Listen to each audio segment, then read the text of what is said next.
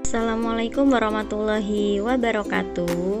Tabi pun jumpa lagi dengan Andriani Education. Pada video kali ini kita akan membahas tentang gerak pada tumbuhan. Penasaran apa saja gerak pada tumbuhan dan contohnya? Mari kita tonton video ini hingga selesai. Terima kasih. Gerak tumbuhan secara garis besar dibedakan menjadi 3 bagian, yaitu yang pertama gerak autonom atau gerak endonom, yang kedua gerak higroskopis, dan yang ketiga gerak esionom. Apa pengertian dan contoh dari gerakan pada tumbuhan tersebut? Yuk mari kita kenali satu persatu. Yang pertama kita akan membahas tentang gerak endonom atau gerak autonom. Gerak endonom adalah gerak tumbuhan yang disebabkan oleh rangsangan atau faktor-faktor yang berasal dari dalam tumbuhan itu sendiri atau disebabkan oleh faktor dalam. Contohnya adalah gerak rotasi sitoplasma pada daun hidrilla. Apa itu daun hidrilla? Contohnya pada gambar tersebut. Selanjutnya yang kedua yaitu gerak higroskopis. Gerak higroskopis ialah gerak yang ditimbulkan oleh pengaruh perubahan kadar air atau kelembaban. Contohnya gerak membukanya kotak spora pada tumbuhan paku seperti gambar 1, atau gerak pecahnya buah polong-polongan pada gambar 2. Tumbuhan yang sejenis dengan polong-polongan seperti melanding, koro, benguk, kacang turi, dan lain-lain. Jadi ketika kadar airnya sudah berkurang, maka kulit buah dari tumbuhan tersebut akan memecah dengan sendirinya. Yang ketiga yaitu gerak esionom. Gerak esionom adalah gerak yang disebabkan rangsangan dari luar. Gerak esionom ini dibedakan menjadi 3 bagian pokok, yaitu ada gerak tropisme, nasti, dan taksis.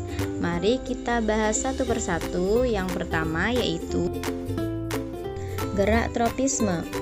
Gerak tropisme adalah gerak bagian tumbuhan yang arah geraknya dipengaruhi oleh arah datangnya rangsangan. Gerak tropisme ini dibedakan menjadi 5 bagian pokok, yaitu yang pertama fototropisme, geotropisme, hidrotropisme, kemotropisme, dan tikmotropisme. Kita akan membahas yang pertama yaitu fototropisme. Adalah gerak tumbuhan yang dipengaruhi oleh rangsangan cahaya. Contohnya pada bunga matahari, dia akan bergerak menuju arah datangnya cahaya. Yang kedua yaitu geotropisme. Adalah gerak tumbuhan yang dipengaruhi oleh gravitasi bumi. Ini dibedakan menjadi 2, ada geotropisme positif dan ada geotropisme negatif. Geotropisme positif yaitu gerakan akar mendekati gravitasi bumi, dan geotropisme negatif adalah gerakan akar menjauhi gravitasi bumi. Selanjutnya, hidrotropisme. Ini adalah gerak tumbuhan dipengaruhi oleh air, yaitu gerak ujung akar menuju air. Selanjutnya, kemotropisme.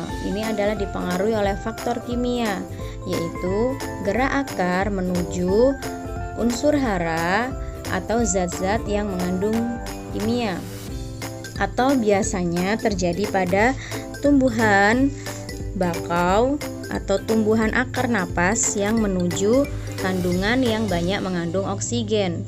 Selanjutnya yaitu tikmotropisme, yaitu gerak tumbuhan yang dipengaruhi oleh rangsangan sentuhan. Ini terjadi yaitu gerak melilitnya sulur tumbuhan pada tempat merambatnya, seperti terjadi pada tumbuhan mentimun, kacang panjang, labu, anggur, dan markisah. Selanjutnya kita akan membahas gerak nasti. Gerak nasti adalah gerak bagian tumbuhan yang dipengaruhi oleh rangsangan, namun arahnya tidak dipengaruhi oleh arah datangnya rangsangan.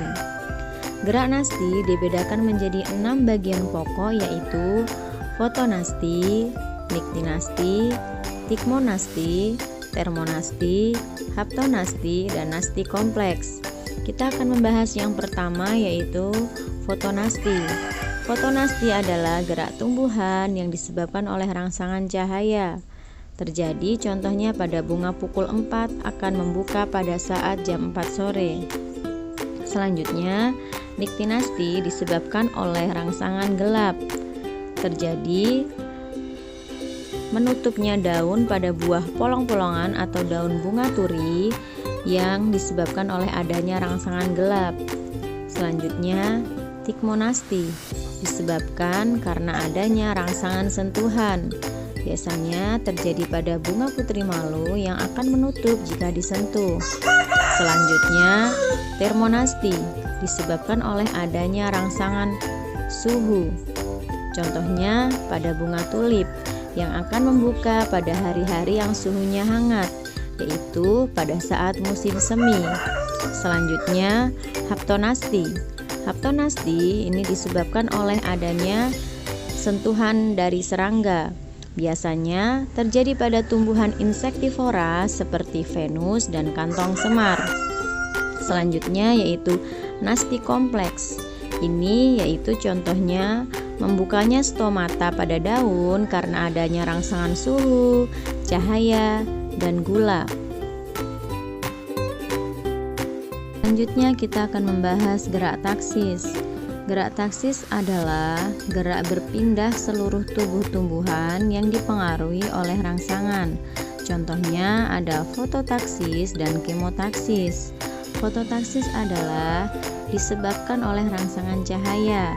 Contohnya gerak kloroplas ke sisi sel yang memperoleh cahaya, yaitu untuk menangkap cahaya matahari yang digunakan untuk proses fotosintesis. Selanjutnya yaitu kemotaksis.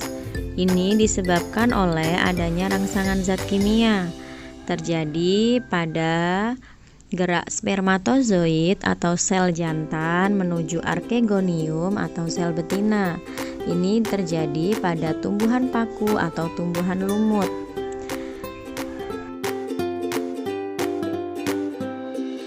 Demikian tadi pembahasan materi tentang gerak pada tumbuhan. Semoga video ini bermanfaat dan nantikan video-video saya selanjutnya. Terima kasih dan saya akhiri. Wassalamualaikum warahmatullahi wabarakatuh.